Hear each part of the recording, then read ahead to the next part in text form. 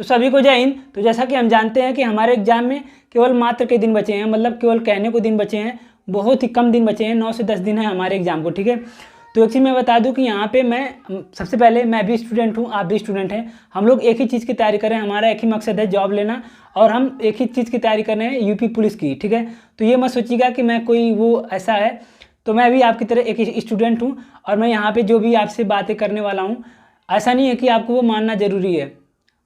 मैं ये मान के चलता हूँ कि सब लोग अपने आप में सब लोग जानते हैं कि किसको क्या करना चाहिए, किसको क्या नहीं करना चाहिए, सब लोग समझदार हैं। तो कोई ऐसा नहीं है कि कोई किसी के बहकावे में आ जाता है या कोई किसी के बताने पे चले जाते हैं। हर कोई समझदार है, सबको पता है कि क्या करना है क्या नहीं करना है। फिर भी मैं आप लोगों से बस कुछ चीज़ें कुछ बातें करने वाला हूँ, थोड़ा सा इंपॉर्टेंट है, तो अच्छे से सुनिएगा। आपको जो अच्छा लगे जो उचित लगे आप लोग कमेंट करके बताइएगा, ठीक है। तो सबसे पहले मैं यहाँ पे बता दूँ कि आप लोग टेलीग्राम ज्वाइन कर लीजिए, अगर किसी ने नहीं ज्वाइन किया है। उसका नाम है लर्निंग इज टारगेट, डिस्क्रिप्शन में भी लिंक दे रखा है, या तो आप सर्च करेंगे तो आपको मिल जाएगा, या तो लिंक को कॉपी करके वहाँ सर्च के ऑप्शन में अगर आप उससे डाल देंगे तो सर्च करेंगे तो आ जाएगा, ठीक है। क्यों बता रहा हूँ कि क्यों ज्वाइन करना है, क्योंकि जितने भी PDF वगैरह हैं, जितने भी इंपॉर्टेंट PDF है, जितने भी नोट्स हैं, वो मैं टेलीग्राम पर डालूंगा, ठीक है। तो आप लोगों को वहाँ से आराम से मिल जाएगा, ठीक है। बाकी और कोई दिक्कत नहीं, आपकी इच्छा है ज्वाइन करना कर लीजिए, वहाँ से आपको अच्छे से सब कुछ मिल जाएगा, ठीक है। तो आप लोगों से बस यही कहना है कि आप लोगों की तरह मैं भी एक स्टूडेंट हूँ, इस 60,000 जो वैकेंसी है इसके लिए मैं भी लड़ रहा हूँ, आप लोग भी लड़ रहे हैं, तो हम मिलके अच्छा से करेंगे तो ज़्यादा अच्छा है। मैं कोई बहुत बड़ा यूट्यूबर नहीं हूँ, या तो ना तो कोई चैनल है मेरा, ना तो कुछ करना है यहाँ पे, ना तो मैं बताऊँगा कि प्लान बनाने के बाद आपको बताऊँगा कि ये मैराथन देखना है, ये मैराथन देखना है, ये क्लास लेनी, ये क्लास लेनी, ऐसा कुछ नहीं है। बस कुछ बातें हैं जो इंपॉर्टेंट है वो चाहता हूँ कि मैं रख दूँ, बाकी आपकी इच्छा, ठीक है। तो ध्यान से सुनिएगा, इतना टाइम आप इधर उधर बर्बाद करते हैं, कुछ 2-4 मिनट ही आपका लूँगा, ज़्यादा टाइम नहीं लूँगा। तो मैं कुछ चीज़ें बताने वाला हूँ, जैसे सबसे पहले हम इसमें क्या क्या बात करेंगे कि अब क्या करना चाहिए, क्या पढ़ना चाहिए, क्या नहीं करना चाहिए, इन सब चीज़ों के बारे में आगे बात करेंगे। तो सबसे पहला जो हमारा पॉइंट है वो कॉन्फिडेंस है। ये बहुत ज़्यादा ज़रूरी है, जो कॉन्फिडेंस वर्ड है ये बहुत ख़तरनाक है।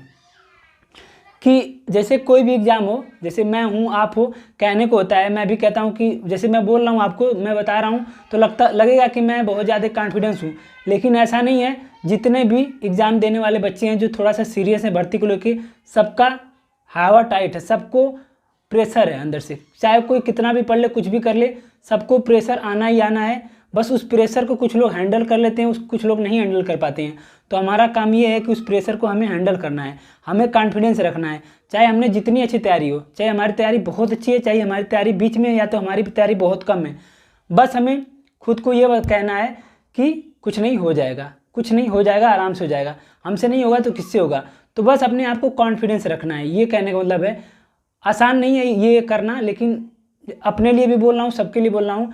मैं भी बहुत ज़्यादा कोई भी बच्चा मतलब कोई भी ऐसा नहीं है जो तैयारी करता है और उसके अंदर फुल कॉन्फिडेंस हो कि नहीं कुछ हो कर लूँगा। सब लोग नर्वस होते हैं, सब लोग डरे हुए हैं।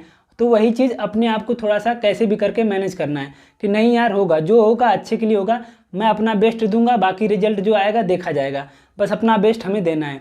तो सबसे ज़रूरी बात है आपको अब कॉन्फिडेंस बनाए रखना है, चाहे कुछ भी हो जाए। कोई अगर आपके अगल बगल कोई ऐसा है जो कह रहा है कि मेरा इतना नंबर आ रहा है, मैंने ये पढ़ लिया है, मेरा सब कुछ कंप्लीट है, मेरा तो इस बार हो जाएगा, कुछ भी हो जाए, उसके चक्कर में नहीं पड़ना है। आपको भी अंदर से खुद से बोलना है कि कोई दिक्कत नहीं, तेरा हो जाएगा तो मेरा भी हो जाएगा, मेरा भी हो जाएगा, चाहे जो हो जाए, मैंने जितना करा है अच्छे से करा है, सब कुछ कंप्लीट नहीं है तो भी क्या दिक्कत है। बस कॉन्फिडेंस रखना कि जो होगा अच्छे के लिए होगा, अच्छे से पेपर देने जाना है कॉन्फिडेंस के साथ। क्योंकि कॉन्फिडेंस एक ऐसी चीज़ है जो ना आता हुआ क्वेश्चन भी सही करवा देता है और आता हुआ क्वेश्चन भी गलत करवा देता है। कॉन्फिडेंस बहुत खतरनाक चीज़ है। तो यार अपने लिए भी बोल रहा हूँ, आप लोगों के लिए बोल रहा हूँ, कॉन्फिडेंस खुद को देना। कोई आपको ये देने नहीं आएगा कि यार कॉन्फिडेंस रखो, खुद को खुद से देना पड़ेगा।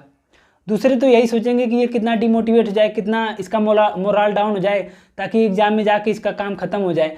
तो बस खुद को अच्छे से मैनेज करना है, खुद को तसल्ली देना है, तलाशा देना है, खुद को हिम्मत रखना है कि नहीं हो जाएगा, कर लूँगा, मैंने इतना मेहनत करा है, हो जाएगा, ठीक है। बस ये आपको बोलना है। दूसरी चीज़ कि सबसे पहले किस सेक्शन को करना है, जैसे रीजनिंग, हिंदी मैथ और जीके आता है, तो सबसे पहले किसको करना है, मतलब किस सेक्शन को सबसे पहले हाथ लगाना है। तो मैं तो यही कहूँगा कि अगर आप लोग मॉक टेस्ट देते होंगे तो जो मॉक टेस्ट में आप लोगों ने करते होंगे वही आपको करना है। जैसे मॉक टेस्ट में अगर आप आज यहाँ पे हिंदी करते हैं सबसे पहले, तो एग्ज़ाम में भी जाके हिंदी करना है। अब बीच में अपना प्लान चेंज नहीं करना है। कोई टीचर कुछ भी बोले मत करिएगा, जो आप बहुत दिनों से करते आ रहे हैं उसी को फॉलो करना है आगे भी।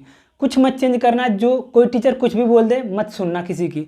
जो आप पहले से करते आ रहे हो वही आपको करना है। मतलब अगर आप पहले से हिंदी करते आ रहे हो पहले तो हिंदी करना है, पहले से रीजनिंग करते आ रहे हो पहले तो रीजनिंग से ही शुरू करना, अपने हिसाब से करना।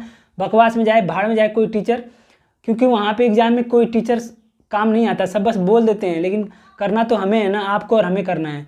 तो जो आप अभी तक फॉलो कर रहे हो वही फॉलो करना है एग्जाम में भी, ठीक है। और आपको पता है कि घड़ी अब हर कमरे में लगेगी, तो वो तो हम लोग की फ़ायदा है थोड़ा सा कि चलो टाइम मैनेज हो जाएगा, घड़ी हर कमरे में लगेगी। तो सबसे पहले कॉन्फिडेंस रखना है, खुद को तसल्ली देना है, कोई दूसरा नहीं आएगा तसल्ली देने के लिए भाई। और किसको पहले करना है ये आपको पता होना चाहिए, किसको पहले करना है। अगर मैं बोल दूं कि मैथ करना है सबसे पहले, तो क्या आप मैथ करने वाले हो? नहीं। तो जो आप करते आ रहे हो वही करना, ठीक है। अब बात करते हैं टेस्ट की, कि क्या हमें टेस्ट लगाना चाहिए कि नहीं। तो देखो मैं अपनी बता रहा हूँ, मैं वही आप लोगों को भी करूँगा, क्योंकि मैं ऐसी कोई बात नहीं बताऊँगा ना, तो कोई ऐसी चीज़ नहीं दूंगा आप लोगों को जो मैं खुद ना करूँ और किसी और को मैं सजेस्ट कर सकता हूँ। ऐसा मैं कभी आज तक किया नहीं, ना तो करूँगा, ठीक है। टेस्ट की बात करते हैं, तो मैं ये सोच रहा था कि अगर एग्ज़ाम डेट आ जाए, तो जैसे एग्ज़ाम डेट जब भी आ जाए, तो जब हमारा जिस शिफ्ट में एग्ज़ाम पड़े, जैसे मान लेते कि मेरा एग्ज़ाम डेट आ गया और मेरा 3 बजे से 5 बजे वाले में है, तो मैं क्या करूँगा, 2 से 3 सेट, 3 से 5 लगा के थोड़ा सा प्रैक्टिस कर लूँगा, 2 से 3 सेट लगा के, क्योंकि उस टाइम पे थोड़ा सा हैबिट हो जाएगी एग्ज़ाम देने का। वो आप लोग भी कर लीजिएगा। जब आपका जब आपका एडमिट कार्ड आएगा, जब आपका पता चलेगा कि आपका किस शिफ्ट में है, किस टाइम पे है, तो उस टाइम पे थोड़ा सा 1-2 मॉक लगा के ऑफलाइन प्रैक्टिस कर लेना। और बात आती है कि क्या हमें फुल टेस्ट डेली लगाना चाहिए कि नहीं। तो आज है आपका 11 तारीख, तो मेरे हिसाब से 15 या 16 तारीख तक लगाना। मैं 15 या 16 तारीख तक मॉक टेस्ट दूंगा, या तो 15 तारीख तक। उसके बाद मैं मॉक नहीं देने वाला हूँ। फिर मैं क्या करूँगा, क्या होता है कि नंबर कम आएंगे। जैसे मॉक दिया हमने, किसी में बहुत ज़्यादा आ गए, किसी में अचानक कम आ गया, तो आपको लगेगा, मैं कितना भी कह दूं कि यहाँ पे मत जाने देना, यहाँ पे प्रेशर मत आने देना। मानसिक प्रेशर पड़ जाता है, चाहे आप कितना भी कंट्रोल कर लो। अगर आपका नंबर कम आया तो आपको मानसिक प्रेशर पड़ना ही पड़ना है। इसलिए मैं कहूँगा, राय दूंगा भाई, पर्सनल राय है, ऐसी नहीं है कि आपको मानना ही है। बहुत से लोग कहेंगे कि नहीं 20 तारीख तक मॉक लगाना, 21 तारीख तक मॉक लगाना, आपकी इच्छा है। मैं ये कहूँगा कि 15 या 16 तारीख के बाद मॉक एक भी मत लगाना। अगर लगाना होगा तो यहाँ तक लगा, इस तारीख तक लगाना, फिर 15 तारीख के बाद एक भी फुल मॉक टेस्ट मत लगाना, ठीक है। रीज़न मैंने बता दिया कि प्रेशर फालतू में आएगा, नंबर कम बेसी होगा। हाँ ये ज़रूर कहूँगा कि प्रैक्टिस बंद मत करना, सेक्शनल लगाना है आपको। जैसे सेक्शनल रीजनिंग लगा लिया, सेक्शनल मैथ लगा लिया, सेक्शनल हिंदी लगा लिया, सेक्शनल जीके लगा लिया।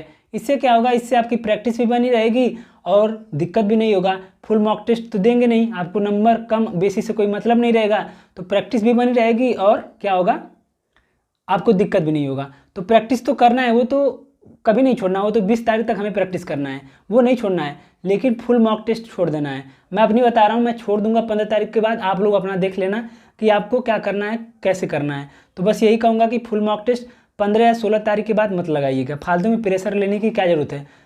कोई बहुत बड़ा बाहुबली है वो भी नहीं रोक पाएगा। ये जो मानसिक प्रेशर होता है इसका कोई इलाज नहीं होता है, ये अपने आप आ जाता है।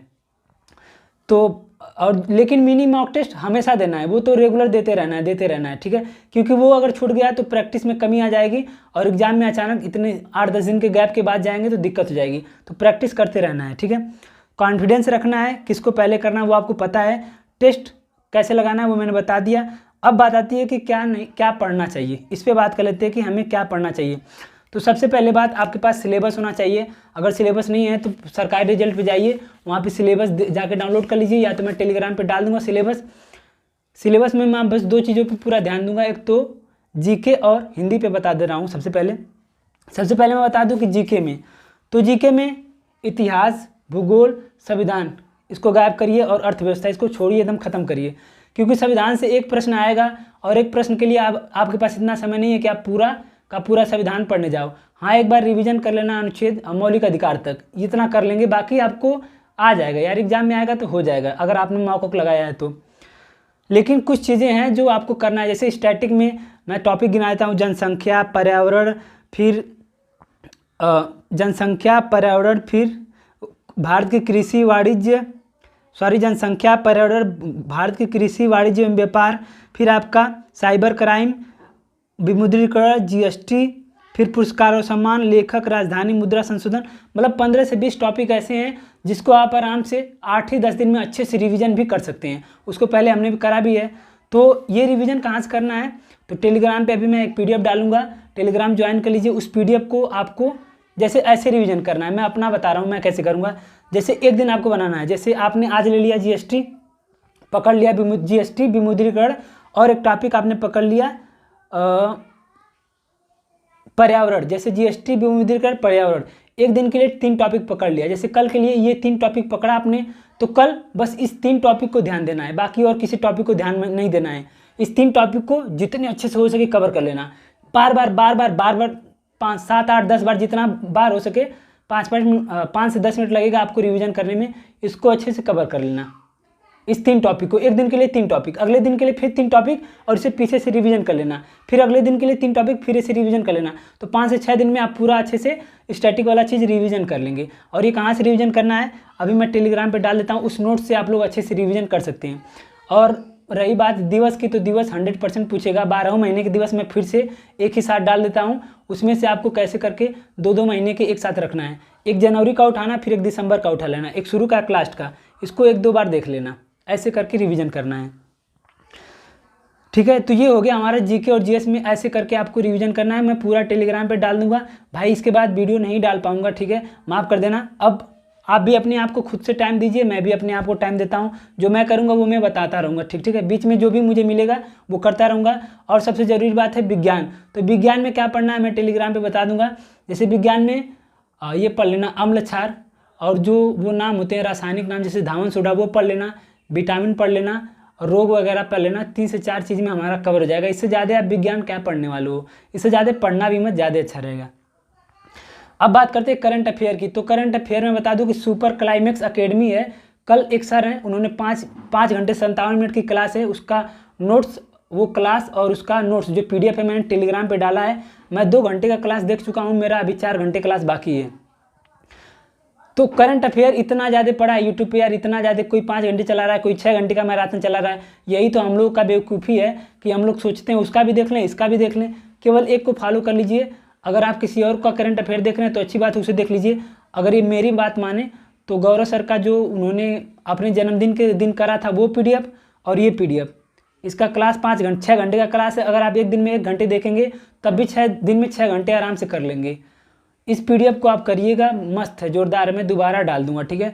मैंने देखा है, पूरा क्वेश्चन देखा है, 100-150 क्वेश्चन देखा है, एकदम जोरदार है भाई। मुझे लग रहा है कि इससे बाहर नहीं आएगा, क्या ही बताऊं, बाकी आप लोग की इच्छा। तो ये हो गया हमारा जीके और जीएस में। थोड़ा सा क्लास लंबी हो जाएगी तो माफ़ कर देना, ये लास्ट ही क्लास है। उसके बाद हिंदी में, तो हिंदी में विलोम, पर्यायवाची, मुहावरे, वाक्यांशों के लिए एक बार फिर से रिविजन कर लेना, और वर्तनी लिख लिख के प्रैक्टिस कर लेना। ये सब चीज़ें हो गई। तद्भव तत्सम ज़्यादा गलत हो जाते हैं, तद्भव तत्सम का प्रीवियस ईयर का प्रश्न देख लेना एक बार। जितने भी प्रश्न हैं 300 या 400 के आसपास प्रश्न पूछे गए हैं, वो देख लेना प्रीवियस ईयर की। फिर मैं बोलूँगा भाई साहित्य में क्या करना है, कुछ भी मत पढ़िए, साहित्य में बहुत ज़्यादा बवाल हो जाएगा। केवल 625 प्रश्न जो मैंने प्रीवियस ईयर के डाले उसे ही कर लीजिए भाई, 625 प्रश्न वो, और ज्ञानपीठ पुरस्कार, साहित्य अकादमी पुरस्कार, ये कर लीजिए। इससे बाहर नहीं आएगा। अगर इससे बाहर आएगा तो कोई नहीं कर पाएगा, मैं बता रहा हूँ। बाकी आप लोगों की इच्छा। बाकी जो व्याकरण है उसमें आपका क्या कठिन है, कहाँ से क्वेश्चन गलत हो रहा है, जैसे वो आप देख के अपने हिसाब से उसको रिवीजन करना है। तो हिंदी का ये हो गया। बात करते हैं रीजनिंग में। तो रीजनिंग में कुछ है नहीं, रीजनिंग में बस आप मिनी मॉक टेस्ट देते रहिए। रीजनिंग में प्रैक्टिस एक दिन भी गैप मत करिएगा, कहीं ना कहीं से एक प्रैक्टिस लगा लीजिएगा, ठीक है। 55 क्वेश्चन का मिनी लगाना हो तो मिनी लगाइएगा, फुल लगाना हो तो उसमें तो 55 क्वेश्चन आपके हो ही जाएंगे। तो रीजनिंग में क्या है, जैसे कैलेंडर हो गया, पासा हो गया, घड़ी हो गया, घन हो गया, घन और घनाभ हो गया, 4-5 चैप्टर ऐसे हैं जो आपको आना चाहिए, उसको रिवीजन कर लीजिएगा। अगर आपका नहीं तैयार है तो यूट्यूब पे डालिएगा, कोई भी वीडियो देख के आप कंप्लीट कर लीजिएगा। कुछ क्लास ऐसे हैं यूट्यूब पे, कुछ चैप्टर ऐसे हैं रीजनिंग में जो आपको हर हाल में रिवीजन करना ही होगा। बाकी रीजनिंग में प्रैक्टिस करते रहिए, ठीक है।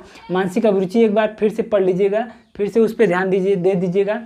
बाकी आप बात करते हैं मैथ की, तो मैथ में सरलीकरण तो आपका हो ही जाएगा, वो प्रैक्टिस से आपको हो जाएगा। फिर 5 क्वेश्चन आएंगे ग्राफ के, 5 क्वेश्चन ग्राफ के, सरली के 1-2 क्वेश्चन आएंगे, 7 क्वेश्चन हो गए। टोटल पूछे जाएंगे कितने क्वेश्चन, 19 क्वेश्चन। एक साझेदारी का आएगा, अनुपात का आएगा, लाभ हानि का, समय दूरी का, आसान प्रश्न आएंगे भाई कहीं से भी। बस इसे आप लोग मॉक टेस्ट लगाते होंगे तो आपसे जो भी क्वेश्चन आपका फंसा होगा, अगर आपने एनालिसिस करा होगा तो अच्छी बात है, नहीं करा होगा तो कोई दिक्कत नहीं। अब मैथ पे इतना टाइम नहीं है कि आप किसी का 4 घंटे 5 घंटे का वीडियो देखो कंप्लीट करो, नहीं हो पाएगा, ठीक है। तो मैथ को अपने हिसाब से जो आपको लगे, जैसे जो 2D और 3D है उसमें केवल फार्मूले पे प्रश्न पूछेगा, तो बस फार्मूला याद कर लेना, बेलन का, शंकु का, घन का, घनाभ का, ये सब एक बार याद कर लेना, फार्मूला पे हो जाएगा। और एक और वो देख लेना AP और GP जो गुणोत्तर समांतर श्रेणी है उसका सूत्र थोड़ा सा देख लेना, उस पर भी अगली बार हर शिफ्ट में पेपर पूछा गया था।